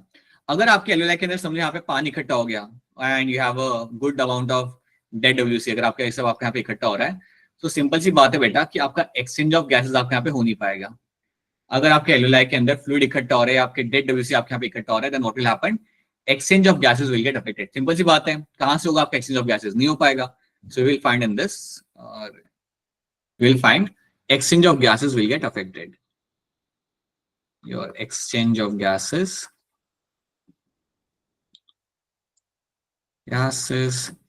will get affected. सिंपल सी बात है. ना ही आपके यहाँ पे CO2 सही से एक्सचेंज हो पाएगा, ना ही आपके यहाँ पे O2 आपके यहाँ पे एक्सचेंज किया जा पाएगा. ये होते हुए मिलता है when you are suffering with pneumonia. So याद रखना, alveoli will get filled with my fluid, along with that even dead WBC आपको मिलेंगे आपके यहाँ पे देखने के लिए, and this will accumulate in the alveoli. और इसकी वजह से आपका O2 एंड CO2 का एक्सचेंज आपके यहाँ पे रुक जाता है. अब आपको सिम्टम्स यहाँ पे क्या मिलते हैं ना, अगर किसी को निमोनिया हुआ है, देन यू विल फाइंड उनके nails and there lips will turn purple in colour. Their nails and lips will turn purple in color. This is a very common symptom of the pneumonia. और pneumonia अगर किसको होता है, then you have to take a medical attention. ये कोई सर्दी खांसी नहीं है. You have to intervene. You have to have a help of a doctor to get itself treated. अब इसके अलावा आपको ये बात यहाँ पे एक और याद रखनी है. तो ये तो चलो मैंने बता दिया कि बेसिकली आपकी बॉडी में हो क्या रहा है. Let's understand couple of more things. Symptoms के अंदर मैंने बताया यहाँ पे कि you can find one of the thing, your nails and lips can turn purple. एक तो ये चीज आपको होते हुए दिख जाती है. उसके साथ है you'll have difficulty in breathing. Difficulty in breathing very is common. तो डिफिकल्टी इन ब्रीदिंग ये आपको होते हुए मिलेगा, राइट। अब ये जनरली होता किसके अंदर है, in which kind of people you will find कि आपका निमोनिया यहाँ पे देखने को आपको मिलेगा। तो आपको दो बातें याद रखनी, निमोनिया आपको होते हुए मिल सकता है people who are very young, like infants के अंदर। तो इन्फेंट्स में निमोनिया होने के चांसेस काफी ज्यादा होते हैं। उसके साथ साथ elderly people, elderly people. So elderly people and infants are the two individuals जिसके अंदर निमोनिया होने के चांसेस आपके यहाँ पे काफी ज्यादा होता है। अब जब इन्फेंट्स और एल्डरली पीपल के अंदर निमोनिया होने के चांसेस ज्यादा है, इनमें कॉमन क्या होता है, both of them will have a compromise immune system. Generally याद रखना, एक बहुत यंग बच्चा हो ना और एक काफी ओल्ड इंडिविजुअल हो, दोनों के अंदर यहाँ पे, अच्छा मेरी स्क्रीन दिख रही है क्या, सिर्फ हिमानी को नहीं दिख रही है, बाकी लोगों को मेरी स्क्रीन नहीं दिख रही यहाँ पे? सर दिख रही है। ये हिमानी एक बार फटाफट लॉग आउट करके लॉग इन करो, इंटरनेट का इशू है, इंटरनेट को बंद करो वापस ज्वाइन करो, it will fix. So infants and elderly people के अंदर आपको ये देखने के लिए मिल सकता है because they will have a compromised immune system, compromised immune system. अब जब मैं कह रहा हूं कि उनके अंदर आपको मिलेगा देखने के लिए आपका compromise immune system, then that means what, इसका मतलब ये होता है कि उनका इम्यून सिस्टम वीक होता है, उनका इम्यून सिस्टम वीक होता है और इसलिए ये बैक्टीरिया आराम से आके वहां पे रहना चालू कर देता है। सो ये एक बात आपको यहाँ पे याद रखनी है, that bacteria will live over there very happily because they have a compromise immune system. और ये किसमें मिलता है आपको यहाँ पे, जनरली एक बहुत यंग बच्चे में या फिर काफी ओल्ड पीपल के अंदर they will have a weak immune system and because of that the bacteria can happily live in their body. This is my pneumonia. So इतनी बातें आपको याद रखनी निमोनिया के लेके। बेसिकली आपसे पूछा ही जाएगा कि बॉडी के अंदर क्या, लंग्स में क्या हो रहा है। सो लंग्स के अंदर I will be finding that my alveoli will have a fluid accumulation and dead WBC accumulation आपको वहां पे देखने के लिए आपको मिल जाएगा। एंड इसके वजह से the exchange of gases will get affected, आपका नॉर्मल एक्सचेंज ऑफ गैसेस आपका हो नहीं पाएगा। ब्रेथलेसनेस आपको यहाँ पे देखने के लिए मिल सकती है काफी easily, you can very clearly see the breathlessness as also symptom in this, right. Treatment में हम यहाँ पे क्या करते हैं, so treatment will include your antibiotics. अगर मैं ट्रीटमेंट की बात करूंगा सो एंटीबायोटिक्स का मुझे यहाँ पे इस्तेमाल करना पड़ेगा। So antibiotics are be using for my treatment. Sir एक बार बैक्टीरिया के नाम बताना, बिल्कुल बताएंगे। सो एंटीबायोटिक्स हम यहाँ पे यूज करते हैं यहाँ पे as a treatment. So haemophilus influenza, that's the name of the bacteria. First एक पहले बैक्टीरिया का नाम है, दूसरे बैक्टीरिया का नाम है आपके यहाँ पे streptococcus pneumonia. These are the two bacteria जो आपको निमोनिया कॉज कर सकता है। ये दो बैक्टीरिया आपको याद रखने हैं, there are two bacteria which can cause pneumonia. अभी तो आजकल कुछ फंगस भी निकल के आए जो फंगस भी निमोनिया कॉज कर सकते हैं, बट आपको नीट के कॉन्टेक्स्ट में आपको ये दो नाम याद रखने हैं which can cause the pneumonia यहाँ पे, ठीक है। तो क्या निमोनिया आपको यहाँ पे समझ आ रहा है? Is the pneumonia clear to all of you? Yes, sir. Yes sir. याद रखना what is been happening in the pneumonia के अंदर, ठीक है। तो देखो यहाँ पे क्या मेंशन किया हुआ है, mainly caused by streptococcus pneumonia and Haemophilus influenza. कहां पर आई है? Infant, elderly people because they are immunocompromised individual are more susceptible. Alveoli is filled with my dead WBC and fluid, limiting the gaseous exchange. Antibiotics का यहाँ पे आप इस्तेमाल करोगे अपना ट्रीटमेंट के लिए। सो एंटीबायोटिक्स का इस्तेमाल करके आपने यहाँ पे ट्रीटमेंट करके देना है, that's what you have to use over there. अगर आपको बैक्टीरियल इन्फेक्शन होता है ना, कहीं पे भी, स्टमक में होगा, लंग्स में होगा, कहीं पे भी होगा, पहला आपका तरीका होगा ट्रीट करने का एंटीबायोटिक्स। याद रखना एंटीबायोटिक्स का इस्तेमाल आप करते हो to get rid of the bacteria. वो आपका टेट्रासाइक्लिन होगा या कुछ और होगा, but you will use them to get rid of the bacteria. So bacteria को खत्म करने के लिए आप एंटीबायोटिक का इस्तेमाल करते हो। So that is the story of your pneumonia. Now next condition is going to be your tuberculosis. अगली कंडीशन जो आपकी यहाँ पे आएगी वो होगी आपके यहाँ पे ट्यूबरकुलोसिस।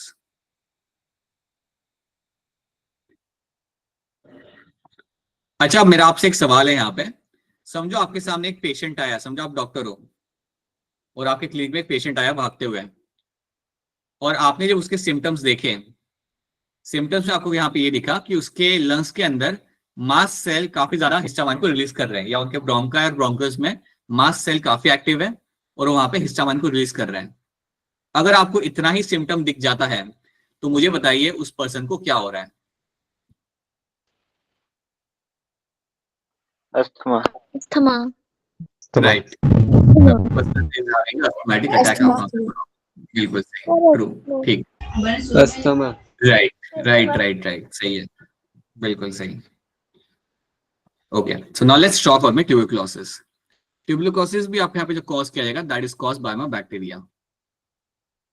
ये भी आपका बैक्टीरिया ही कॉज करेगा।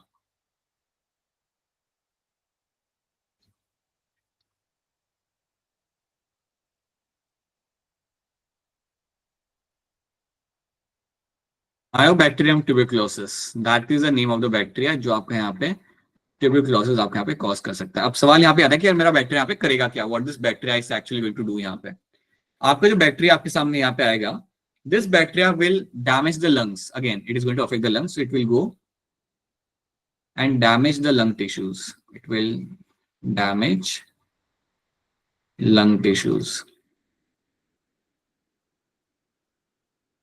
It can also create fibrous tissue formation. इसके वजह से क्या हो सकता है यहाँ पे आपका fibrous tissue formation भी आपको यहाँ पे बनते हुए मिल सकता है। So fibrous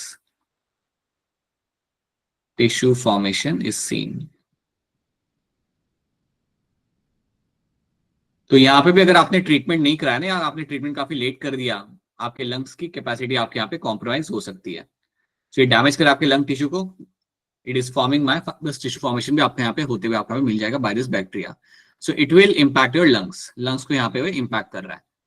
अब बात ये होती है ना, it is a very lethal condition, मतलब बेसिकली अगर आज की डेट में तो चलो ट्रीटमेंट अवेलेबल है and you can get your self cured. यहाँ पे पल्लवी आपका क्या सवाल है बताना, आपने हैंड रेज किया हुआ है, बताइए पल्लवी। सर ये बैक्टीरिया कैसा आता है सर हमारी बॉडी में? इनहेल करके, अगर एयर में होगा और इनहेल करके आपके बॉडी के अंदर आ जाएगा। Same thing goes for my pneumonia as well. Inhale करके निमोनिया का जो बैक्टीरिया, समझो आप किसको एक पर्सन जिसको निमोनिया हुआ है, his coughing, his sneezing, right, via air it can get inside the body, right. Similarly आपका मायबैक्टीरियम भी आपकी बॉडी के अंदर आ सकता है via inhalation, so it can also get inside the body, inhalation of the droplets.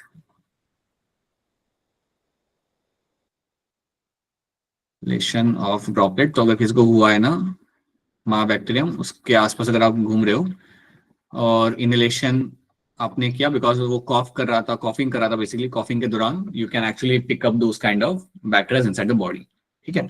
सो ऐसे ही आपकी ट्रांसफर है। जनरली ये जो रेस्पिरेटरी डिसऑर्डर आपके होते हैं वो एयर के थ्रू आपके आते हैं, right. So they are all travelling and finding a new host via air, सब बाय एयर ट्रैवल करते हैं, राइट, ओके। अब जब आपकी बॉडी के अंदर ये आ गया, assume that it has entered inside the body, अब आपके बॉडी में क्या होता है? जनरली ये कंडीशन आज से लगभग 30-40 years back, 50 years back out से काफी लीथल हुआ करती थी, मतलब काफी डेथ होती थी ट्यूबरकुलोसिस की वजह से।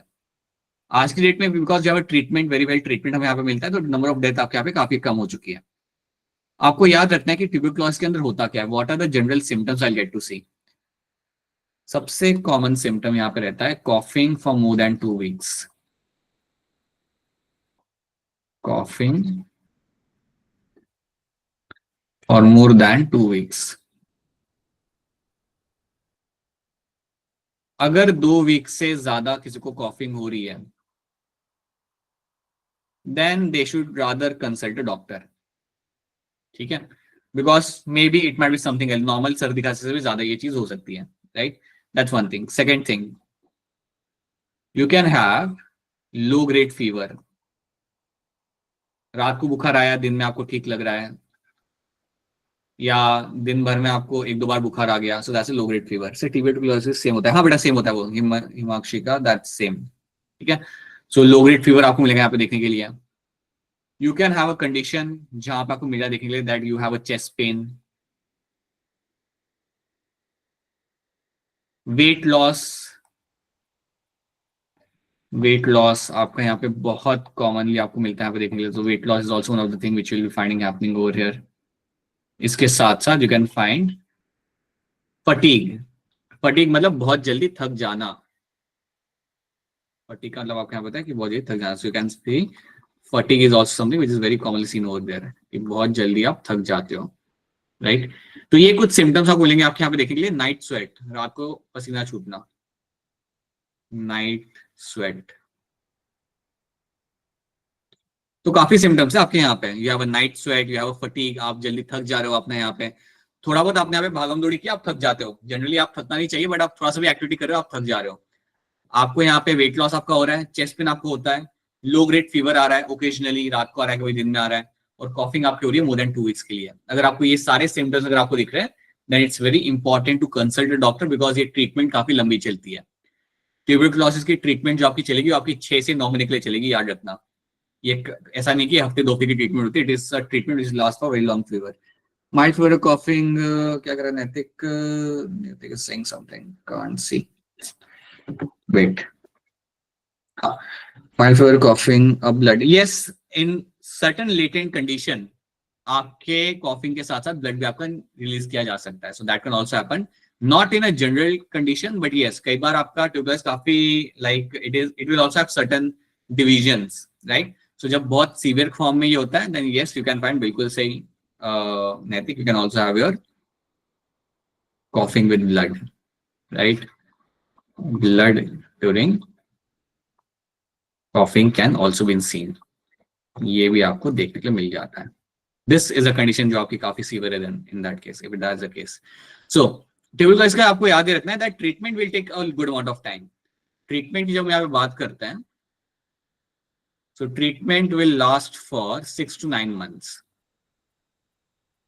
6 to 9 months के लिए आपको यहाँ पे अपनी दवाइयाँ लेनी पड़ेंगी without missing a single day. Doctor आपको काफी स्ट्रांगली बोल देगा कि आपको बिना कोई सिंगल डे मिस करे आपको आपकी दवाइयां यहाँ पे लेनी है. ट्रीटमेंट में आप बेसिकली यहाँ पे यूज करते हैं अपने यहाँ पे antibiotics.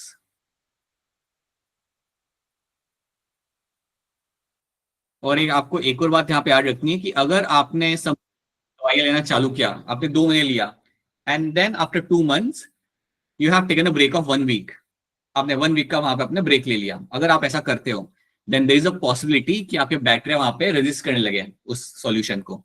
The bacteria might become resistant to the antibiotics and now they might not get affected over there. How long can someone spread tuberculosis? How long can someone spread? Okay, जैसे ही आपको किसी को tuberculosis हो गया, right? उसके बाद जब तक उसका ट्रीटमेंट स्टार्ट नहीं होता, ट्रीटमेंट स्टार्ट होने के 4 weeks के बाद, 3 से 4 weeks के बाद, now the person will not spread tuberculosis. But उसके पहले he is a potential person who can actually spread the TB, आपको स्प्रेड कर सकता है. सो आपको याद रखना है, ट्यूबरकुलोसिस का एक बार आपने ट्रीटमेंट स्टार्ट कर दिया, so right after starting the treatment 3 weeks के बाद the person can move around and he can not cause the disease. That's what you find happening in that. But उसके पहले he can be a potential person जो TB आपका spread कर सकता है. Some more people have raised their hand. अच्छा, आप लोगों को सवाल है, बताइए. पहले आप इरम, आप बताइए आपका क्या सवाल है. लो ग्रेड फीवर. एक लो ग्रेड फीवर मतलब आपका माइल्ड फीवर. माइल्ड फीवर मतलब आपका 100-101 जितना फीवर आपके यहाँ पे आ गया, रात भर रहा, दिन में आपको कुछ फील नहीं हो रहा, दिन में आपको आ गया fever and then again it has got reduce. So that is a low grade fever. और किसी का भी सवाल है? शहनाज, आपका सवाल था. सर आपने बोला कि पहले 2 month में 1 week में गैप डाल दिया, तो सर क्या होता है? आपने बोला वो इंग्लिश में बोल दिया, सर हिंदी में बता दो. हाँ, अगर आपने गैप ले लिया बीच में ना, तो होता क्या है ना कि आपके जो बैक्टीरिया है ना, वो आपके इतने स्ट्रांग बन जाते हैं कि अब उनके ऊपर एंटीबायोटिक्स का असर नहीं होता. कि अगर आपने बीच में ट्रीटमेंट को अगर आपने यहाँ पे रोक दिया ना, सो आपके बैक्टीरिया विल बिकम रेजिस्टेंट. अगर वो रेजिस्टेंट बन गए, मतलब उनको अगर ऐसे बन गए कि उनके ऊपर आपके एंटीबायोटिक्स का इफेक्ट नहीं हो रहा, इंपैक्ट नहीं हो रहा, देन प्रॉब्लम ये आएगी कि आपने गैप लेने के बाद जब आप वापस से ट्रीटमेंट चालू करोगे, तो आपके बैक्टीरिया तब भी आपके सर्वाइव करेंगे वहां पे और ग्रो करेंगे. अगर ऐसा होता है, then you have to take a much more heavier dose of medicine. अगर ऐसा होता है, then you will find a much more heavier dose of medicine आपको वहां पे लेना पड़ सकता है. एंड याद रखना, जनरली ट्रीटमेंट के अंदर आपका हेवियर डोज आपको दिया जाता है. अगर आपने उसे बीच में वहां पे बीच में बंद कर दिया, if you happen to break that thing down, right, अगर आप उसे बीच में से बंद कर देते तो आपको यहाँ पे, then you will find what you will get to see in this, कि आपका यहाँ पे the bacteria will become resistant over there and then treatment becomes much more difficult. आप कर सकते हो, बट आपकी काफी डिफिकल्ट कंडीशन आपके यहाँ पे बन सकती है. तो इसलिए डॉक्टर आपको काफी स्ट्रांगली बोल देगा, you can not missing out on taking your medicines. आप जो एंटीबायोटिक्स यहाँ पे यूज करो, दैट्स रिमाफाइसिन आप यहाँ पे इस्तेमाल करोगे. And when you start taking this medicine, it's a very heavy dose they will give you.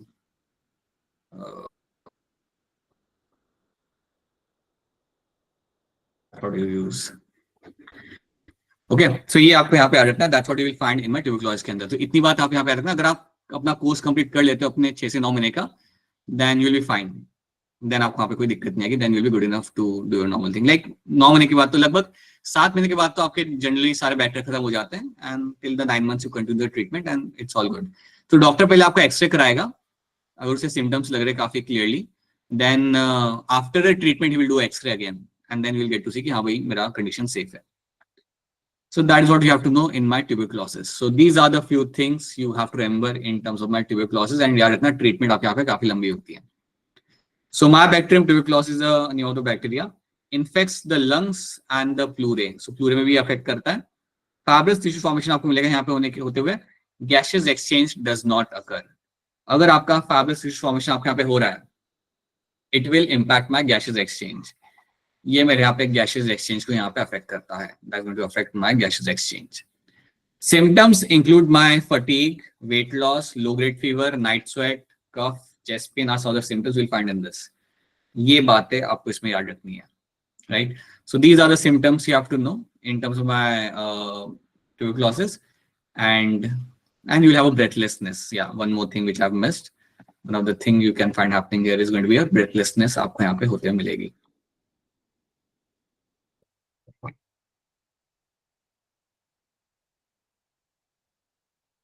थोड़ी देर में आपको ऐसे ब्रेथलेसनेस फील होगा वहां पे। So this is what you have to know in this.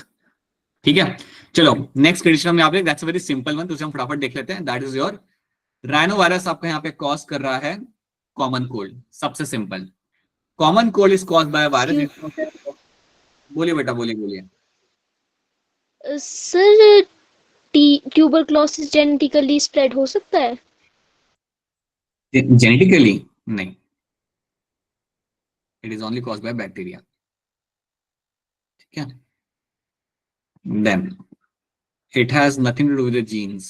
It is ऐसा नहीं कि अगर मुझे हुआ है तो मेरे बच्चों को भी होगा, it's not like that. It will only happen when you have exposure to the bacteria, so it's not genetic disease. ठीक है, बताइए पल्लवी क्या सवाल है आपके यहाँ पे? Pallavi Nagesh has raised their hand, बताइए। सर ऐसा क्यों बोलते हैं सर, जो ट्यूबरक्लोसिस वाले पेशेंट होते हैं उनके बर्तन अलग क्यों रखते हैं सर? अलग क्यों रखते हैं? अलग इसलिए आप रखते हो वहां पे because they can spread to other people as well ना। अगर किसी को टीबी हुआ है, उसके आसपास कोई घूम रहा है, तो उसने खांस रहा है, वो किसी ने नेल कर लिया उसके ड्रॉपलेट को, they will also get tuberculosis, so उन्हें अलग रखा जाता है। And it's a lethal condition, अगर ट्रीटमेंट ना करो तो डेथ पक्की रहती है। So it's a condition. तो इसका मतलब ये बर्तनों पे भी हो सकता है? हाँ, बेसिकली अगर कोई ट्यूबरक्लोसिस है तो आप उसे बेटर है कि like you make sure that treatment start as soon as possible. बिना ट्रीटमेंट करो वहां पे घूम रहा है and yes he is moving around the home, then there is a chances ना कि वो स्प्रेड हो सकता है, बिकॉज कॉफिंग के दौरान you are finding the sputum is coming out, the sputum will have a bacteria and the bacteria will try to find a new host which can happen. Yes, ठीक है। अब हम यहाँ बात करते हैं कॉमन कोल्ड की। कॉमन कोल्ड में आपको क्या मिलेगा ना, what we get to see that it is a group of virus which are known as my rhinovirus. ये आपको कॉज कर सकता है आपके यहाँ पे कॉमन कोल्ड। याद रखना, ये सिर्फ आपके अपर रेस्पिरेटरी ट्रैक्ट को अफेक्ट करता है, बोले आपका नेजल पैसेज तक को ये अफेक्ट कर सकता है आपका यहाँ पे आपका ब्रोंकाई, ब्रोंक्यूल्स, आपका लंग्स यहाँ पे अफेक्ट नहीं हो रहा। So only affects the upper respiratory tract, affects upper respiratory tract, बस रेस्पिरेटरी ट्रैक्ट। इसके लिए कोई आपको दवाइयां लेने की जरूरत नहीं है, आप अपने आप ठीक हो जाते हो। ठीक है, साल में 4 बार आपको ये हो सकता है, क्योंकि you have a group of viruses, एक सिंगल वायरस नहीं है, मल्टीपल वायरसेस है। कोई भी हमेशा आपके बॉडी में कोई नया वायरस आ रहा है एंड आपको कॉमन कोल्ड कॉज कर रहा है, it is causing you common cold, right? Sneezing, excessive nasal secretion and dry cough, ये 3 चीजें आपको यहाँ पे होते मिल जाएगी। These are 3 things you'll find happening in the will be happening inside your body, usually accompanied by a fever। इसके साथ कभी कभी आपको फीवर यहाँ पे देखने के लिए मिल सकता है, but generally it is not a severe condition. तो आपके सामने सवाल ये आएगा, कौन सी डिजीज है इन चारों में से which is going to be affecting my upper respiratory disease, upper respiratory tract यहाँ पे, and your answer is going to be your common cold. Common cold आपका अफेक्ट करता है आपका यहाँ पे अपर रेस्पिरेटरी ट्रैक्ट को। और ये सवाल आ सकता है कि इनमें से कौन सी बीमारी जो होती है वो आपके लंग्स को अफेक्ट नहीं करती, then you should know it is my common cold. ठीक है, so that is why if someone gets common cold you don't really have to do much things, आप अपना गर्म पानी पियो and relax and you should be better in few days. So this is my common cold and is caused by group of viruses known as by rhinovirus. देखो अब होता क्या है ना, अगर किसी को ट्यूबरक्लोसिस होता है तो वो तो एक बैक्टीरिया कॉज कर रहा है आपके यहाँ पे। रुको, if someone is suffering with tuberculosis then he's been affected by a single bacteria, right? So अगर मुझे ट्यूबरक्लोसिस अभी यहाँ पे हुआ तो फॉर श्योर मुझे बाद में नहीं होगा, क्योंकि मेरा इम्यून सिस्टम उसे जान लेता है, उस बैक्टीरिया को समझ जाता है मेरा इम्यून सिस्टम, और अगर वो बैक्टीरिया वापस आया देन मेरा इम्यून सिस्टम उसे खत्म कर देगा। That's what you have to know. क्या का इम्यून सिस्टम की आपकी मेमोरी होती है। So if the bacteria comes again inside the body, your immune system will give a strong response and will kill the bacteria in no time. But वही immune system आपका सर्दी खांसी के लिए काम नहीं कर सकता। सर्दी के लिए काम नहीं कर सकता, क्यों नहीं कर सकता? बिकॉज हमेशा कोई नया वायरस आ रहा है। It's a group of viruses. तो यहाँ ग्रुप मतलब the group will have more than 100 strains of viruses. तो जब भी आपको कोल्ड एंड कफ होता है वो तो आपको साल में 2-3 बार हो जाएगा। क्यों हो रहा है? बिकॉज जब भी कोई वायरस आ रहा है वो एक नया वायरस है, and that new virus can not be dealt bye my immune system, क्योंकि इम्यून सिस्टम याद रखता है वायरस को, बैक्टीरिया को याद रखता है। तो अगर वो वापस आए ना सेम वायरस, तो आपका इम्यून सिस्टम काफी स्ट्रॉन्ग रिस्पॉन्स देके आपको बचा लेगा। बट कॉमन कोल्ड के साथ ऐसा नहीं होता, क्योंकि हमेशा कोई नया आ रहा होता है। So even immune system is like यार ये कौन आ गया, that kind of thing happens. So that is why याद रखते हैं ये बात। निमोनिया हो गया, ट्यूबरक्लोसिस हो गया, जनरली एक बार हो गया वापस नहीं होता, unless you have a very compromise immune system. Unless किसी का इम्यून सिस्टम काफी कॉम्प्रोमाइज हो देन वो हो सकता है। ठीक है, बताइए कोहिनूर क्या सवाल है आपका यहाँ पे? इरम क्या सवाल है आपका यहाँ पे? सर कॉमन कोल्ड में भी फाइब्रस टिश्यू का फॉर्मेशन होता है? नहीं, ये लंग्स तक बात जाती ही नहीं है। आपको सिर्फ यहाँ पे यही सिम्टम्स आपको लेंगे, आपको छींकें आएंगी, नेजल सिक्रेशन आपका बढ़ जाएगा नेजल पैसेज में, that's it, that's only thing which will happen. Lungs तक यहाँ पे बात जा ही नहीं रही। यही तो मैं कह रहा हूँ आपको यहाँ पे, it only affects the upper respiratory tract, it only affects my upper respiratory tract, बस। That is why it is not a matter of concern for us. ये कभी भी आपके लिए लाइफ थ्रेटनिंग या कंसर्निंग नहीं होता। सिर्फ आपको डिस्कम्फर्ट होता है जो आपको 2-3 दिन रहेगा, शायद हेडेक आपको वहां पे हो जाए, फीवर आ जाए, बस। और ज्यादा इसमें आपका कुछ नहीं होता। There is nothing fibrous tissue formation happening in this. कोई फाइब्रस टिश्यू, कोई इरिवर्सिबल लंग डैमेज आपका यहाँ पे नहीं हो रहा। You don't find anything like that happening in this. ठीक है, सबसे सिंपल, सबसे लेस हार्मफुल बीमारी आपकी कॉमन कोल्ड यहाँ पे होती है, राइट? तो अब बताइए मुझे यहाँ पे, आप क्या, आपको ये दोनों कंडीशंस आप सबको यहाँ पे क्लियर है? Tuberculosis Yes. ठीक है, so I hope this is something which is clear to all of you. अब हमें यहाँ पे कुछ क्वेश्चन सॉल्व करते हैं, लेकिन हमारे यहाँ पे टाइम रैप अप हो चुका है। So I will give you this question as assignment. हमारे पास कुछ क्वेश्चंस हैं यहाँ पे, so these are the questions. 1-2 question हम यहाँ पे देख लेते हैं। सो हैंड रेज करिए इसके लिए। Name the chronic respiratory disorder caused by mainly by cigarette smoking. Raise your hand to answer this.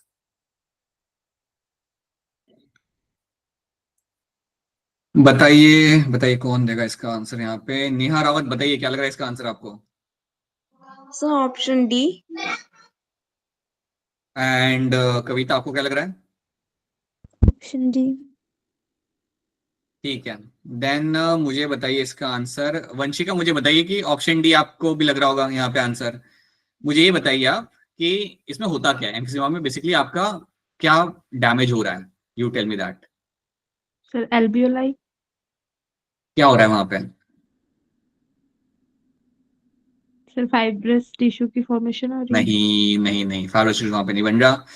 Someone else has to tell me this in that case. Sonakshi, आप बताओ क्या हो रहा है वहां पे एम्फिजिमा के अंदर, एल्वियोलाई में? वहाँ पे एल्वियोलाई की इलास्टिसिटी कम हो जाती है, और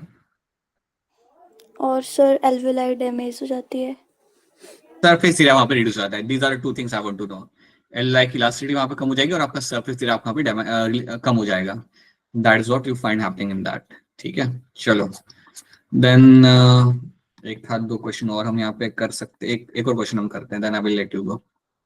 मुझे आप बताओ, which of the following option correctly represent the lung condition in the asthma and emphysema? इनमें से कौन सी कंडीशन आपकी काफी सही तरीके से बता रही है? The lung condition in your asthma and emphysema.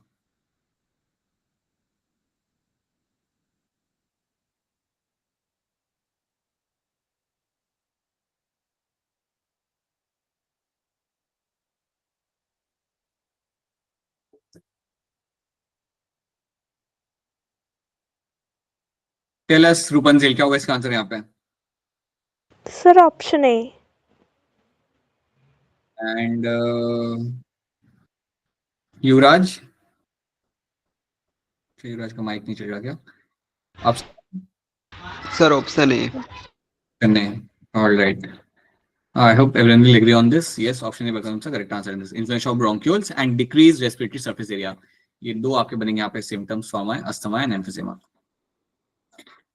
ठीक है, अब एक काम करते हैं, I'll give you the other questions as a homework. So बाकी जो आपके यहाँ पे questions है, you take it as a homework and solve this question. So मैं काम करता हूँ, इसको मैं separately I'll be sharing that with you so that you can solve them as your homework and then you can get back to me. ठीक है, चलिए. So that's what we have done. तो यहाँ पे आपका चैप्टर होता है यहाँ पे आपका खत्म. So we are done with this particular chapter. The next class will start with the new chapter that is going to be your body fluid and circulation. तो उस चैप्टर से हमारी कहानी हम स्टार्ट करेंगे. ठीक है, so I hope clear to all of you. इसमें अगर कोई सवाल है तो आप अपना सवाल रुक के आप पूछ सकते हो. So if you have any question based on this, please go ahead and ask a question. बताइए. कोई में डबल से सेम बैक्टीरिया आया तब इम्यून सिस्टम क्या करेगा? ये समझ नहीं आया. डबल से सेम बैक्टीरिया, वायरस आता है बेटा कोल्ड एंड कफ में, not bacteria. TB can be prevented. Yes, we have a vaccination for that. Yes. Sir किस एज में ट्यूबरकुलोसिस होने के ज्यादा चांसेस होते हैं? सर बच्चों को भी. हाँ बेटा, ये किसी को भी हो सकता है. वैसे तो बच्चों को, मिडिल एज में, ओल्डर एज में हो सकता है. जनरली ये देखा गया जिनका अगेन यहाँ पे भी इम्यून सिस्टम जिनका कॉम्प्रोमाइज होता है ना, दे will have this condition. What we have observed, people suffering with HIV are more prone to tuberculosis. People who are suffering with HIV, we have seen that happening, that they are more prone to tuberculosis. उनकी death भी उससे ही होती है. HIV plus tuberculosis, and then that leads to a condition of your AIDS, and then they die. सुहानी आज रात को आपको मिल जाएगी. ठीक है, so you by night you will get your answer key, right? Sir cirrhosis भी बैक्टीरिया से होता है? यस, सिरोसिस भी आपका बैक्टीरिया से आपके यहाँ पे होता है. True. So these are the few things you have to remember. और जितने डिसऑर्डर आपके बताए गए उतनी याद रखना. 7 है हमारे टोटल यहाँ पे. Just make sure you have grip on them because अभी ऐड होंगे सारे डिसऑर्डर्स जैसे आप पढ़ोगे animal physio. So to know all of them. ठीक है, चलो people, if you have any question you can ask. Sir retrovirus are retrovirus और not? Nagesh, tuberculosis is not retrovirus. नहीं, ये रिट्रोवायरस आपके यहाँ पे नहीं है. चलिए, bye everyone. Bye. If you have no question, then bye. Good night. Have your break and have something before you come for the next class. Okay, sir. Bye. Good night. Bye. Good night.